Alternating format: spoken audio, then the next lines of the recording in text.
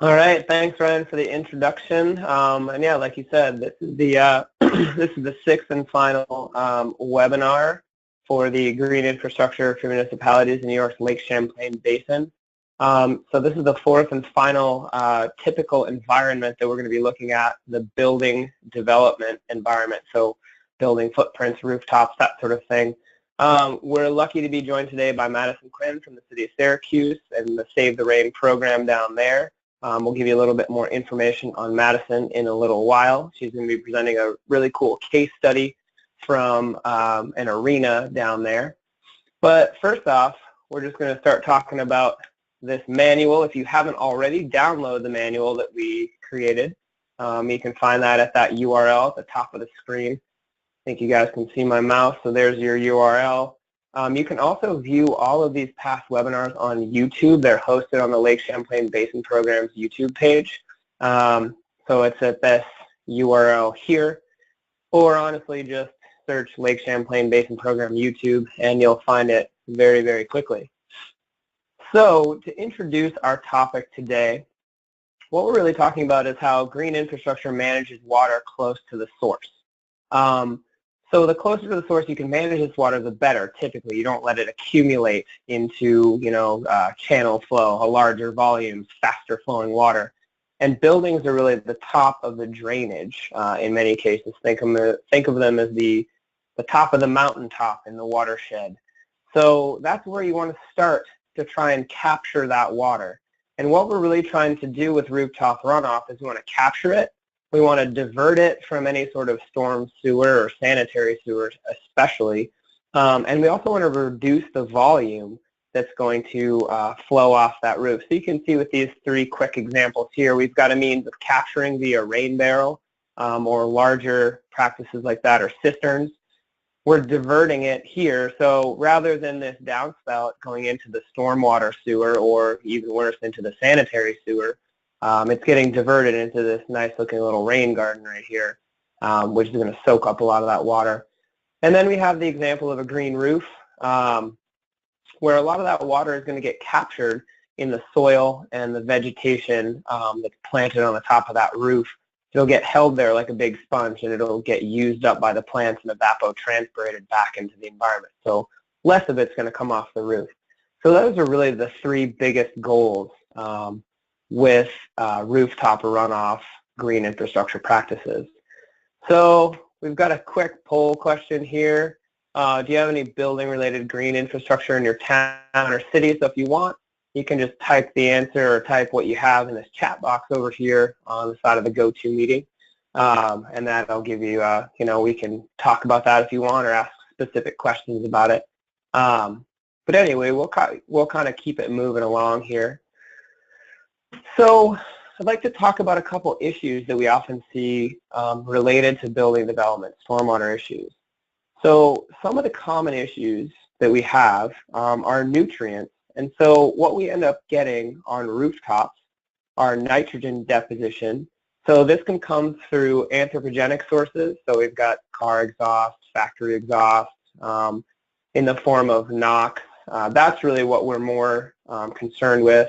Not as much concerned with the sulfur compounds, but the NOx compounds, because those can actually be deposited via wet deposition, so acid rain, as well as dry deposition, so particulates in the atmosphere.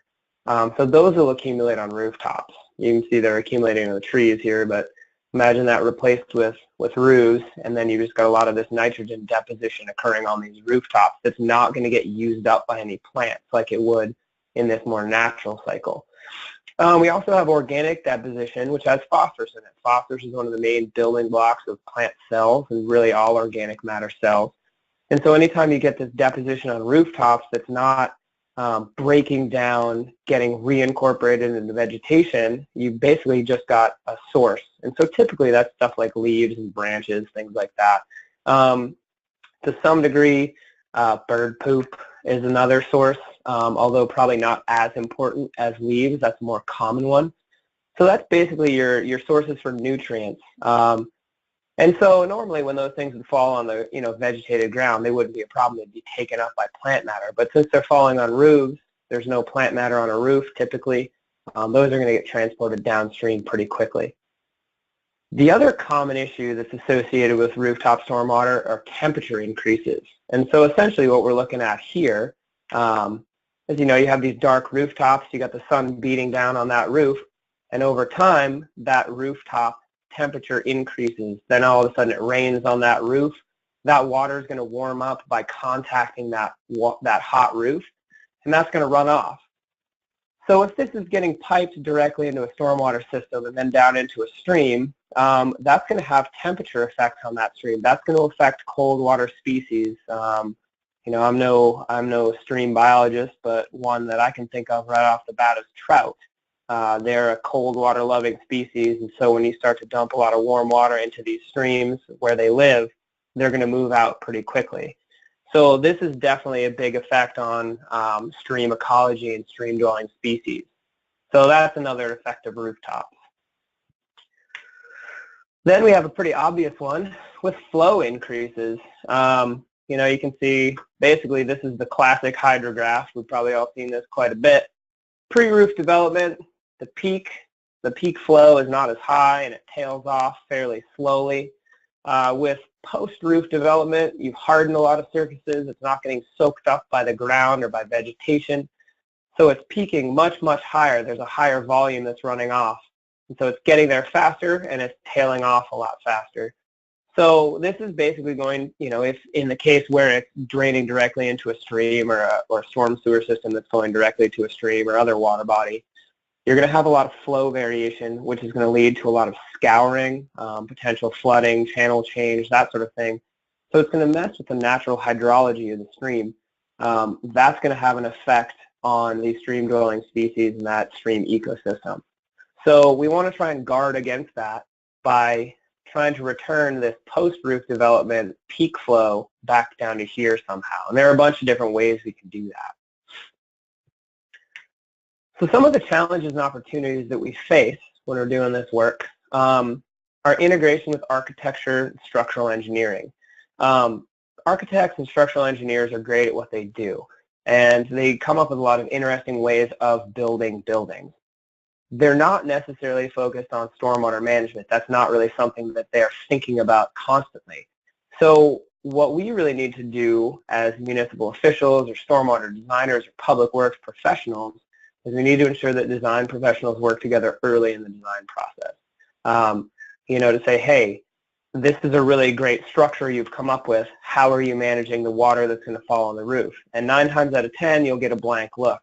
They'll say, well, we've got roof drains that go into the storm system, or we've got gutters and downspouts that connect, into the roadside ditch, or, into the street or something along those lines, which is fine for typical design, but if we're really trying to manage this water effectively, that's not really going to work. And so we need to start talking to these people early on and say, have you thought about capture? Have you thought about diversion? Have you thought about reduction? What about a green roof? Is that going to work? If that's not going to work, what about a cistern? Something along those lines. So we really need to get in there early, because if we're trying to retrofit these things in, and Madison may talk about this a little bit with her example, retrofitting can be difficult. We also need to think about whole site design. So the roof is really only a part of this. In most cases, there are other hardscapes on the site, like sidewalks and parking lots, etc. So managing for the roof is good, but we also need to realize that there are going to be other hardscapes around that building that need to be integrated into the water management process. So, if you are diverting rooftop flow onto a hardened parking lot, you're not really diverting it. You're just putting it onto another hard surface. If that hard surface is managed, well, okay, then you've got a solution. But if it's not, you're really just passing the buck in many ways. So you really need to design for it all. And again, earlier on in the process is better. That's really when you want to start hitting it. So our manual for building development goes over this and how you can select some of these practices. We made up this little decision tree, which is on page 5. And so it kind of starts with some basics. So you start out, all right, well, I'm managing a building. Well, the first couple of things you want to do is decide whether or not you can reduce impervious cover or preserve natural features on the site. This is a really important part of the runoff reduction method of stormwater management, where basically what you're trying to do is build as little impervious cover as possible and preserve as many beneficial natural features as possible. So good soils, good vegetation, tree cover, tree canopy, wherever you can. So that's really where you start. Then once you've prioritized that, then you go and start looking at, all right, well, what am I going to build? And in this particular case, we're talking about the building. So are we going to have a guttered roof or not? So once you've got that answered, you can start looking at some of these things where you've got a guttered roof. Maybe you can direct it to a planter or dry well or some cisterns and rain barrels. If it's non-guttered, it's just running off the drip edge, then you can start looking at stuff like a drip line infiltration trench. Maybe even a green roof would fit on a non-guttered roof really well. There are many ways to do this, but these are just sort of some of the basics that you can start with to make your decision and select the right practice. So flat versus pitched roofs, that's going to be important. It's fairly hard to build a green roof on a pitch. It's possible. It has been done, certainly, but typically it's easier to do it with a flat roof. So that's going to be a big part of your decision-making process, is what kind of roof is it. Number 4, is the site tight? Is it confined or is it not? In that case, I mean, you're going to be, if you've got a tight site where you can't really do a lot around the roof, you may be doing something like subsurface dry wells or even chambers. You may be incorporating a cistern or a rain barrel so that you can capture that water and putting that subsurface underneath, say, a parking lot or a sidewalk. You may not be able to do things like rain gardens with bioretention or disconnection because you don't have the, you don't have the natural space on the site. So really, these are the 4 major factors that are going to guide the design process for buildings.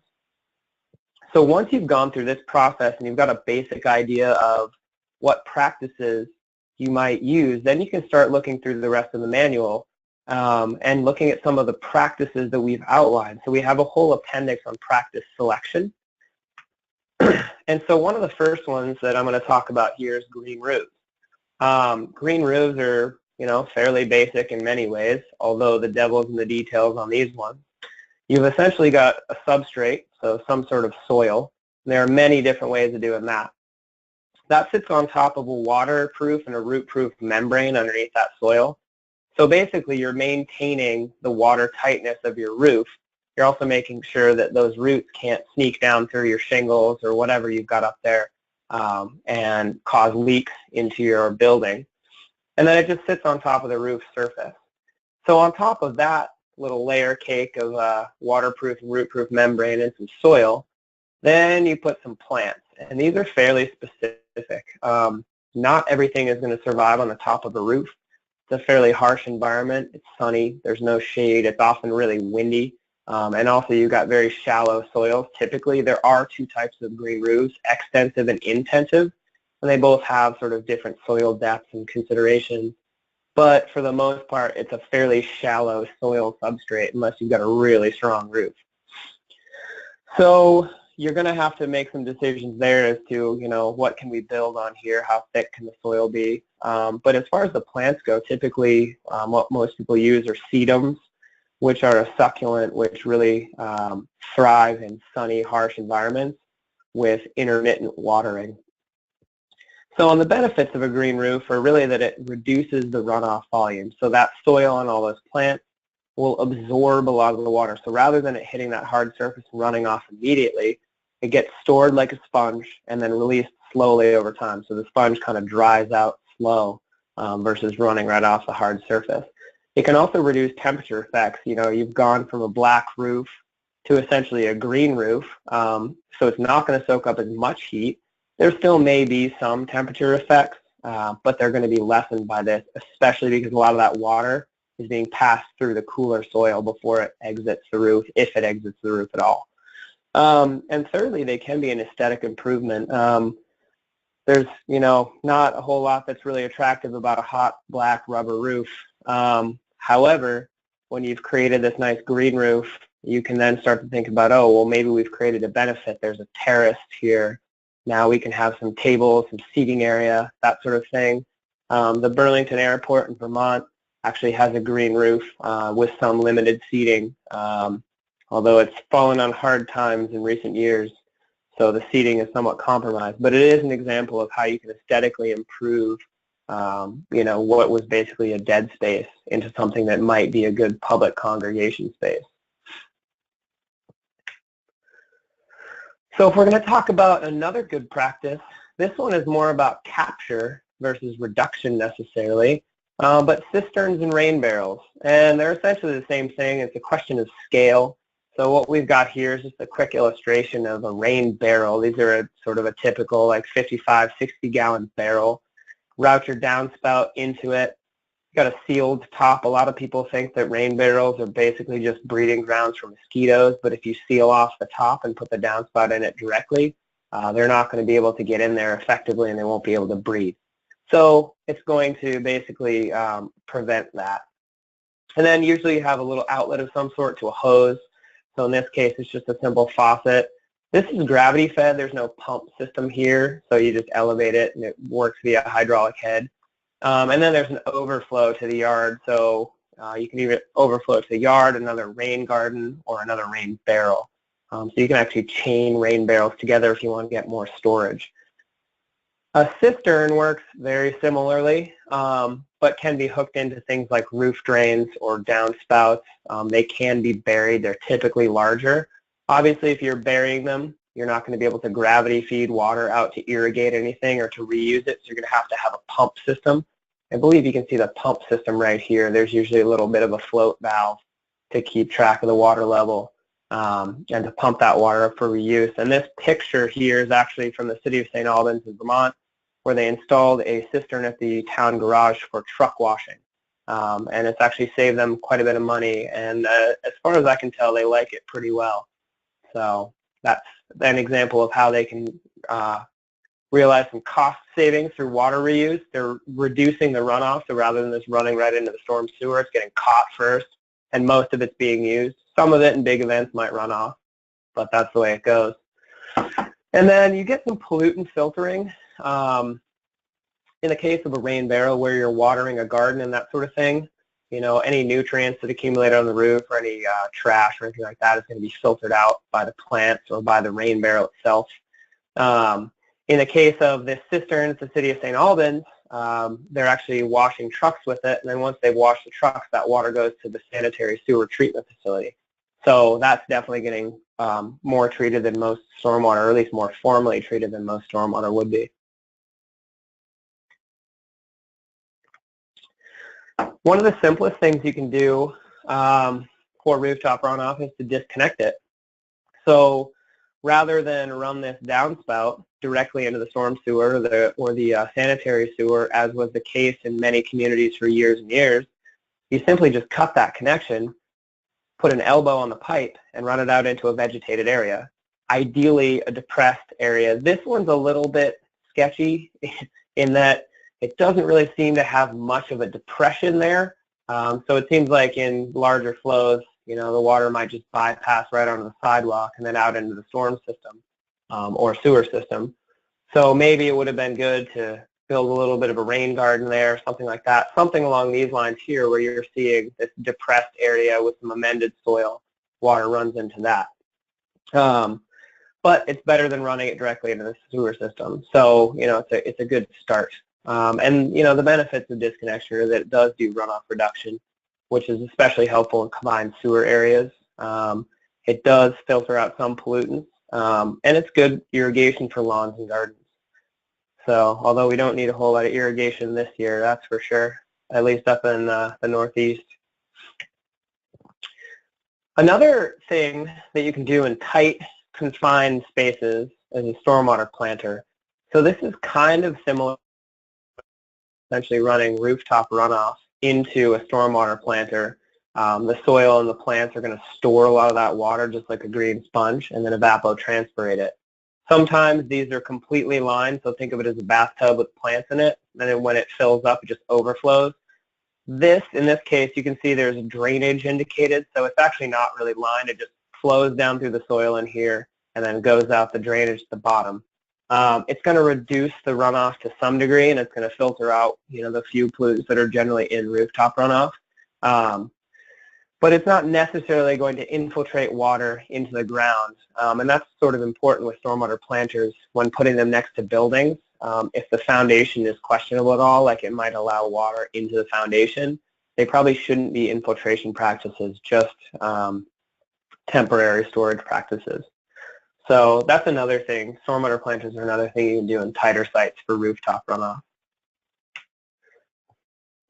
We talked a little bit about this already in disconnection, but rain gardens or bioretention, essentially just a shallow depression in the ground that's planted, usually with some amended soil underneath the plant. And all you really need to do is take your downspout from the roof, could be a roof drain if you route it correctly, and just size the rain garden correctly to accept that runoff. So you just want to make sure that it's pooling up. And this is a rain garden that was installed by the town of Morrisville in Vermont, where the downspout, you can see here, was previously connected directly into the storm sewer, but we just cut that pipe, daylit it into a small depression right here, actually mulched the whole thing, mulched, quote unquote, with crushed stone, and then planted a few native perennials in there with a small overflow pipe back into the storm sewer just to take larger flows. And this is an example of something that was very simple to do. I think it was accomplished in a half a day and manages quite a bit of the rooftop runoff from that library and looks kind of nice. So again, you've got your runoff reduction, pollutant filtering, as well as some aesthetic improvement potential there. So these are the practices, essentially, that we discuss in the manual. There's a little bit more detail. There's references to the New York State Stormwater Management Design Manual. But those are essentially what we go through and what you can use to manage runoff from building environments. So we do have a few case studies, one of them being the Lake George Public Library cistern, where actually they managed to capture a good deal of their roof runoff and put it into this large cistern, which they use for watering the lawn and the perennial gardens around it. And they actually engaged the local student community to paint it with scenes of Lake George. I think this is one of the coolest projects we encountered just because it got a lot of community buy-in. And it reduced the library's cost. Previously, they were using drinking water to water their lawn and sending all that stormwater into the storm drain system. And now they're capturing it and pumping it so they can irrigate the lawn, so they're saving themselves money and reducing the load on the stormwater system. We also found a great example in Lake Placid of the Golden Arrow, which is a hotel there. They installed a green roof on their flat rooftop as part of their commitment to improve the health of Lake Placid, the lake environment there. And you can see this is a very simple green roof. Essentially, they had a flat rubber roof. They lined the edges with these rounded glacial cobbles, which is really attractive. And then this is actually a tray system. These come in like 2x2 or 2x3 trays. They're only about 4 to 6 inches deep. So they come planted, pre-planted with soil and sedums. And you essentially just lay them out on the roof. There's drains in the bottom of them so that they actually drain out between storms onto this rubber membrane, and then they'll run off the roof as they did before. So this was a fairly simple thing for the Golden Arrow to do. And it looks quite nice. The hotel is actually down on the shores of the lake, so from up above, some of the streets above it, you can see their green roof. And I think that they have seating out there on occasion. Let's see. So we already talked about this one a little bit, the city garage cistern. So again, just using rooftop runoff to wash trucks, saving some money that way. And we talked about the public library rain garden in Morrisville a tiny bit. So simple project, aesthetic improvement. And something that the town public works department did in an afternoon. Both of these were constructed by the town public works department, as well as the Lake George cistern. So, quick poll question. which of these practices would you be most likely to implement and why? So if you want, just type your answer in the chat box on the right-hand side of the screen. Yeah,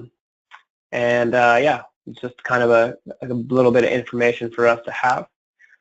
So once you've had a chance to do that, or you think that over and do that whenever you want, then we're going to talk about our featured case study from Syracuse, the War Memorial Cistern.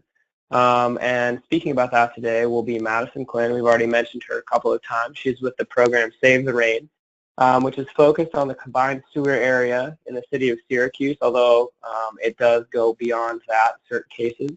This is a county-led initiative that started in 2009. And Madison told me that they started building projects in 2010, and they have over 190 projects to date. So Madison Quinn, who's the project coordinator and has been since 2011, will be talking today about the War Memorial Cistern and how they've how they implemented that. She'll also be talking about the Save the Rain program in general. So I'm going to switch the screen over to Madison, so just give us a second here.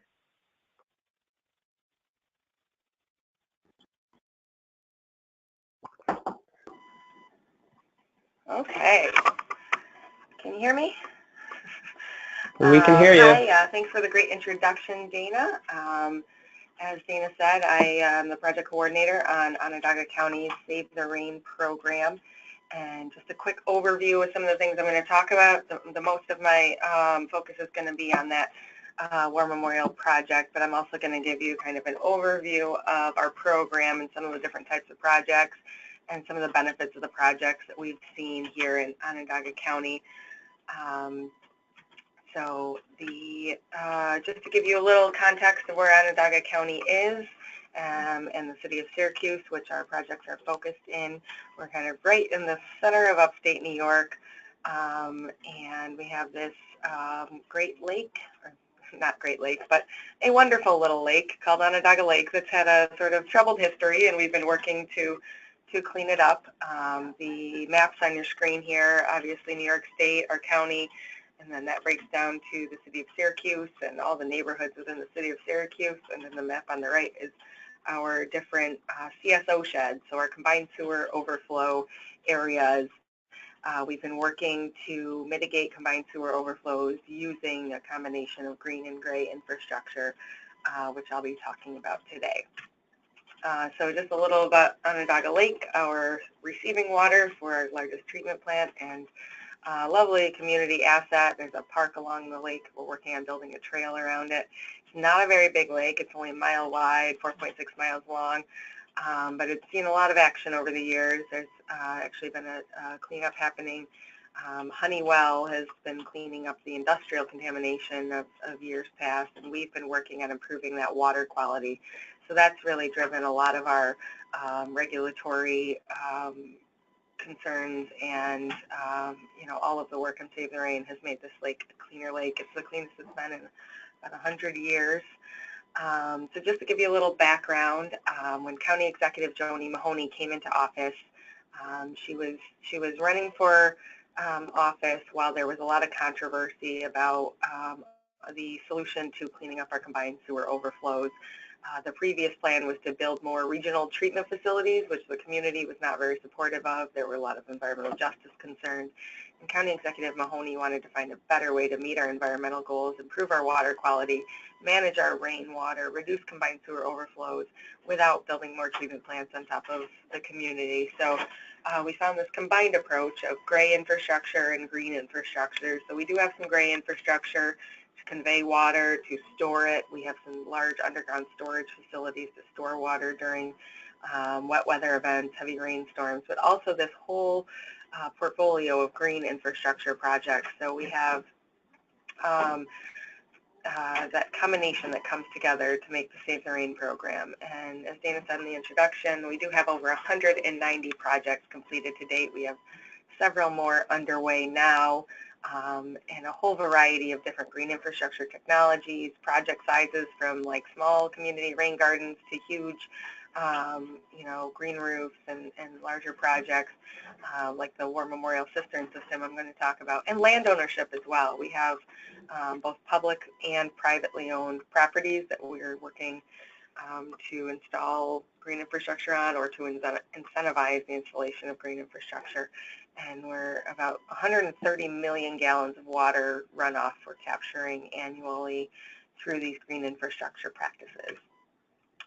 So I won't go through all of the different technologies, as Dana already gave a really excellent overview.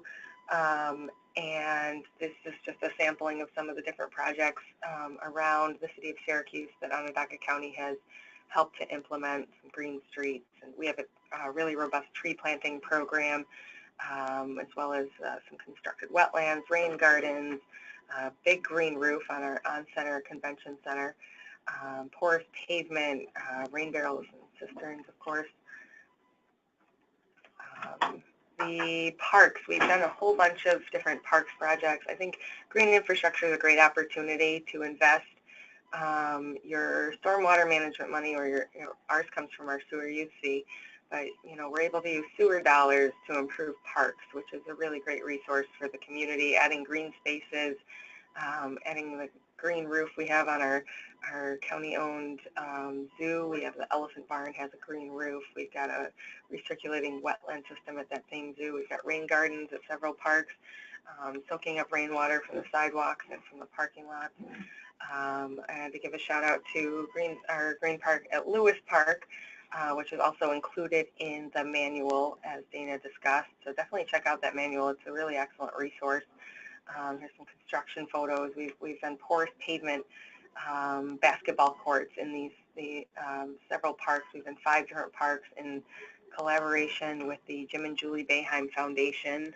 Jim Boeheim is the coach of Syracuse University basketball, and he also is really invested in the community and wants to make our city parks basketball facilities improved. And we said, hey, why don't we make those porous pavement courts? So they're soaking up rainwater. Lewis Park captures about 558,000 gallons of water per year. Again, that's also a case study in the manual. We've also done a whole bunch of green streets. Again, we're able to invest money that historically has only been spent on sewer infrastructure onto streetscapes, because we're using these stormwater facilities to manage that rainwater on streetscapes. So we've been able to add some of those stormwater planters into the sidewalks, as well as porous pavers along the sides. Our most efficient projects are actually our green streets that are entirely underground. We had infiltration trenches along the sides of these streets. Concord Place is also another project that is featured in that green infrastructure manual as well. So definitely check that out. We've been able to get a lot of bang for our buck, and then repave the street when we're done, and it looks like a nice new street. Stormwater reuse has been really a great part of our program as well. We have a variety of different types of cistern projects that have happened within the program, both the public projects like the War Memorial, which I'm going to talk about, and also private projects. The picture in the top left corner here is actually a Green Improvement Fund project.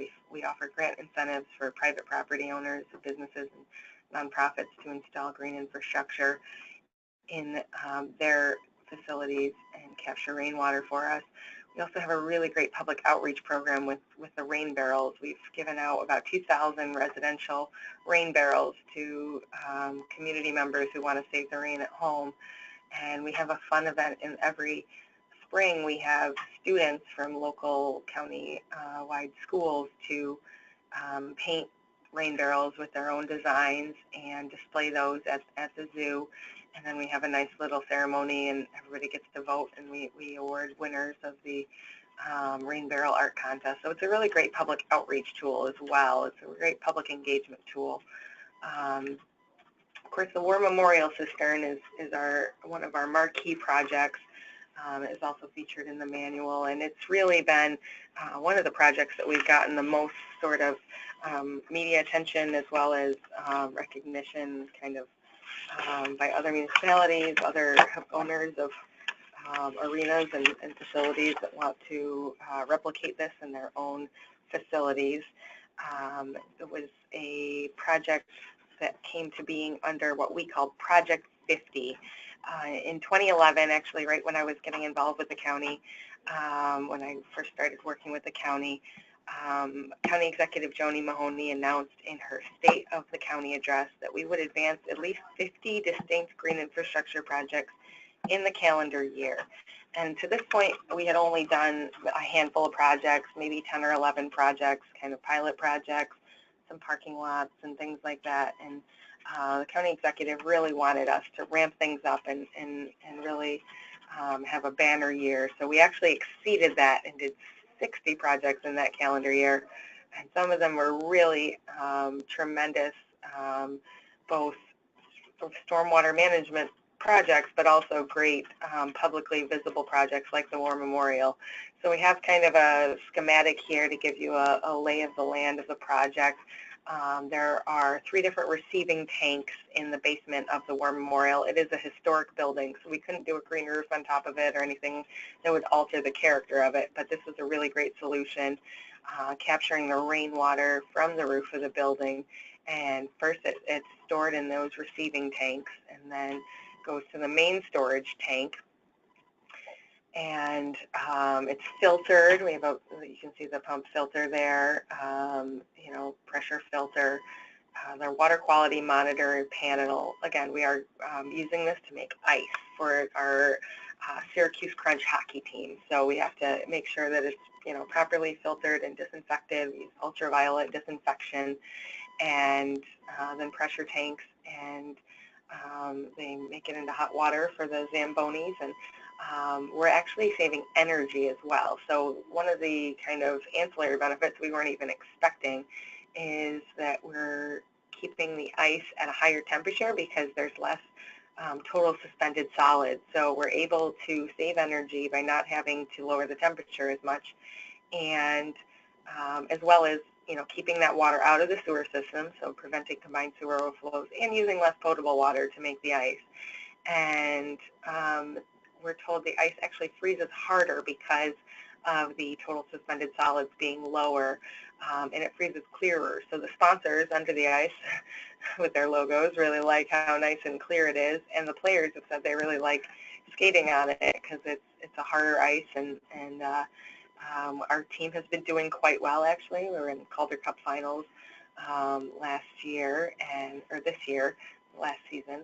And so we say that, you know, they have that home ice advantage. So it's been a really great marquee project. We were able to get a grant from the State of New York Environmental Facilities Corporation through their Green Innovation Grant Program. I definitely recommend municipalities check that out if you're looking to install green infrastructure in New York State.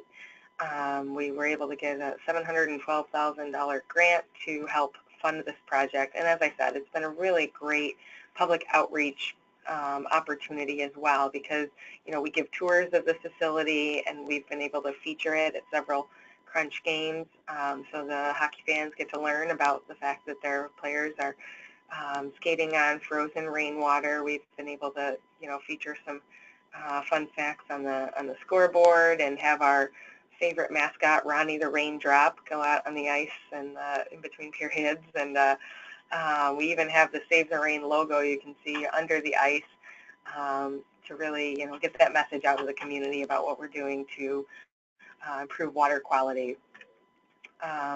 Another thing I want to say about green infrastructure is really the triple bottom line benefits are huge. The social, economic, and environmental benefits are really undeniable compared to more traditional gray stormwater and wastewater management. You know, having these benefits that you're investing in community infrastructure and community spaces, and also creating jobs. We work with a group called Onondaga Earth Corps that trains local folks, youth and young adults from the city of Syracuse, to install green infrastructure and maintain it for us as well.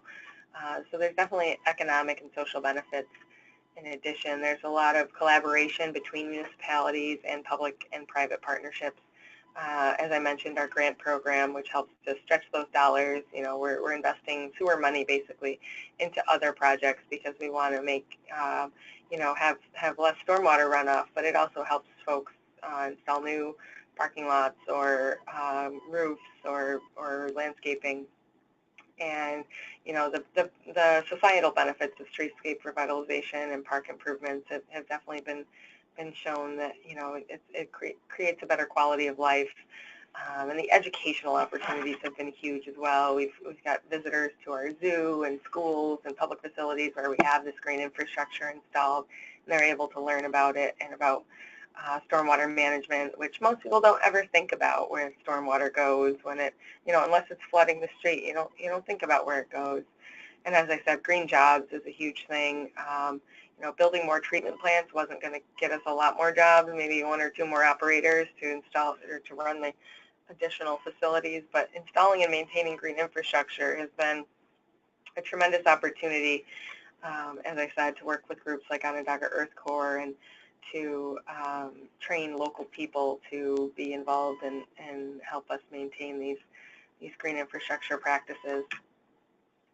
Our education and outreach is really expansive as well. We have a really robust program engaging the community in this project, you know, talking to folks about it and teaching them about all this work that's going on. SaveTheRain.us is our website. We have a lot of information there, project plans, specifications, fact sheets, photos of all of our 190 projects. Anybody that would like to go ahead and, you know, steal our plans and make them your own, we welcome that. Again, I keep shouting out Onondaga Earth Corps. They're a really great group we've been working with on green infrastructure maintenance, peer education, rain garden demonstration projects, all sorts of different work in the community, talking to their neighbors and friends and family about green infrastructure. We also have, as I mentioned, a really fantastic tree planting program. We're planting street trees, kind of rebuilding the urban forest around the city of Syracuse. I think we're over 6,500 trees now planted since 2011 when we started our tree planting program. We've given workshops on rain barrels and rain gardens and how to properly install and maintain those. We also have partnered with Baltimore Woods Nature Center. I think there's definitely opportunities when you're doing green infrastructure to engage local schools. Every 3rd grader in the Syracuse City School District learns about Save the Rain and about green infrastructure, and it's a really great educational opportunity. We've also recently been expanding to include anti-littering messaging and outreach campaigns called Block Litter and Connect the Drops, kind of making that connection between when you drop litter on the ground and it gets carried away into storm sewers and can harm water quality. We're really active on social media, including Facebook, Twitter, Instagram, and YouTube. It's really a great platform for interacting with the public and sharing information, but also receiving feedback and hearing from folks in the public. Of course, water quality improvements is what really drives us and our regulatory compliance and everything. You know, improving Onondaga Lake, as I said, it's the cleanest it's been in 100 years, but it's really impressive to see. For example, there's the dissolved oxygen graph here, so you can see there was really some issues, especially in the 90s, with dissolved oxygen levels. We were having a lot of nutrient loading, which would, you know, the algae would eat up all the oxygen, and it was not great for species diversity. Now we're pretty comparable to other area lakes. In green are the Finger Lakes. Red is Oneida Lake, which is just up the road. And the big yellow bar is where Onondaga Lake used to be, and then you can see it's been kind of more comparable to other lakes in recent years. We also have a really robust fish communities because of the improved water quality. We've got 53 species of fish identified through county sampling efforts to date, which is really exciting to see that diversity of species. A lot of sport fishing. The Bassmasters came to Onondaga Lake last summer, and it's been a really great tourism opportunity as well. National and regional recognition. Again, we weren't about to get awards for building more sewage treatment plants, but we really have been leaders and recognized as leaders, which is very exciting. We're not a very big city, so it's cool to be, on par with the big guns. We were named actually a U.S. EPA Green Infrastructure Partner Community and hosted the first Partner Community Summit, along with co-hosted with EPA here in Syracuse in 2013. We also got the U.S. Water Prize from the U.S. Water Alliance, as well as an Environmental Excellence Award from the DEC and various other recognition. So it's very exciting to sort of put Syracuse and Onondaga County on the map for something other than snowfall and basketball. So we're really excited to be recognized as leaders in green infrastructure.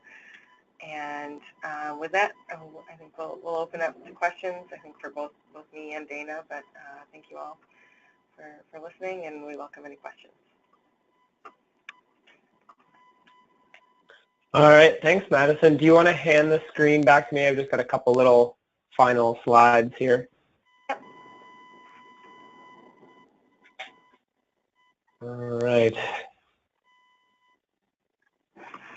All right, we'll advance beyond this. I would just like to start off by saying thanks. That was a really great presentation. Not only in that, you talked about some of the technical aspects of green stormwater infrastructure and implementing a program, but also really highlighting a lot of the auxiliary benefits of stormwater management, giving me some ideas for things, for ways to sell these projects, as it were, better sports performance through green stormwater infrastructure is definitely something we haven't heard before, but if we're making harder, clearer ice for better hockey playing and better sponsor viewing, that's pretty awesome. Yeah, I didn't even mention also with the porous pavement basketball courts, it's not as loud too. So that was another unintended benefit that we got out of our green infrastructure implementation. Yeah, no, that is pretty amazing. I've actually heard those studies about porous pavement from European road builders and how it's quieter. So these benefits are just being, or they're just starting to be realized now. So this is really great. So let's see. I'm seeing a couple little questions here. Ryan says, love the hockey connection, and Ronnie the raindrop. Can you comment on how you initially made that connection? Yes, so actually the War Memorial Arena, I should have mentioned, is a county-owned facility. So it's our county War Memorial. Obviously, we partner with the Syracuse Crunch hockey franchise, which plays in our arena. So the tie-in was really pretty easy because we were already partnering with the Syracuse Crunch as we operate that building. So actually the project came to being, one of our facilities management folks was thinking about how we could reuse rainwater, and that's how the seed was planted for this project. But the Ronnie the Raindrop, I should also give a shout out to Onondaga County Soil and Water Conservation District.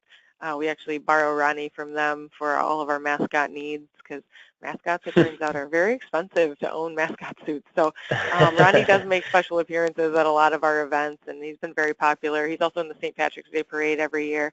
But it's really exciting when we get to bring him to hockey games, too.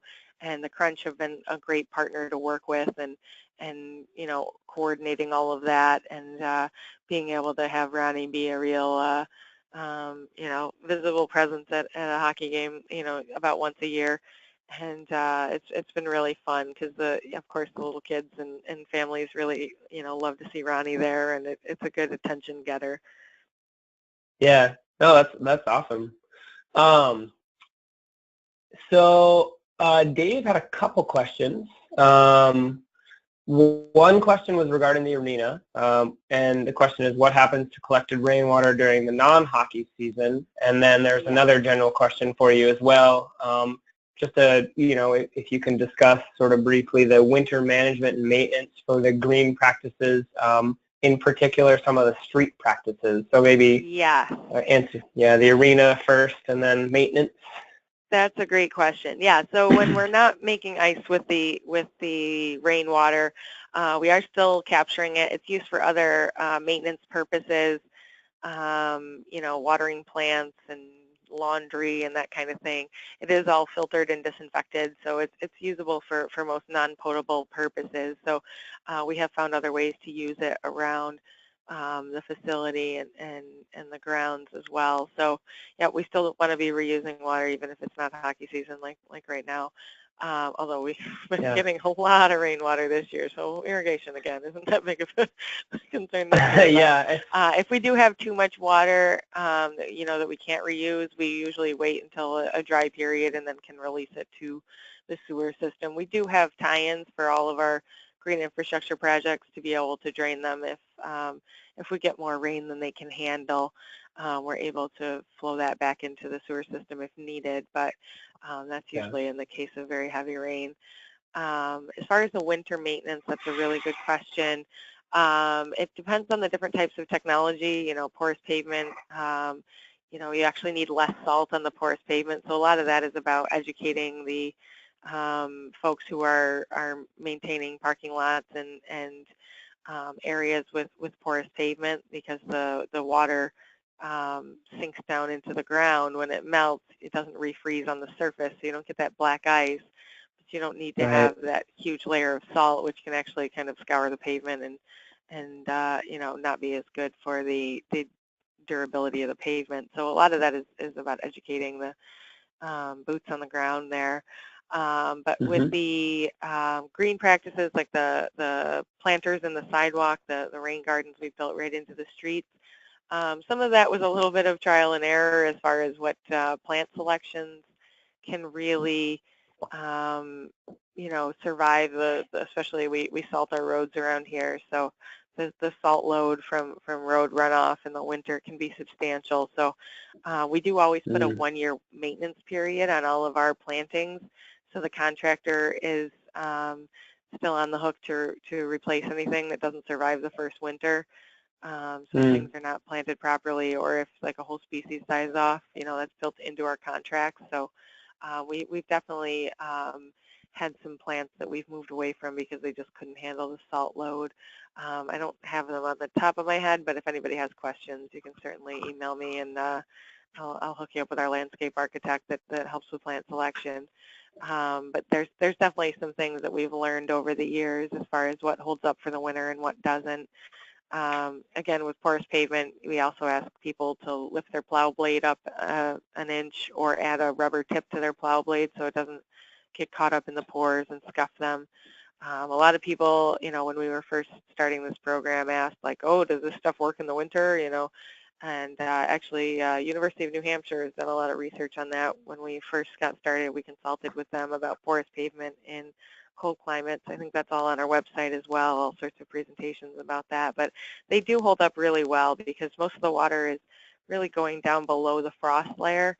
So below the frost line, it's not freezing, so you don't have that black ice on the surface, and you don't have that frost heave because the water's not sitting on top of the pavement. But the green, the bioretention type things, you really do have to be careful with your plant selection, and there might be some,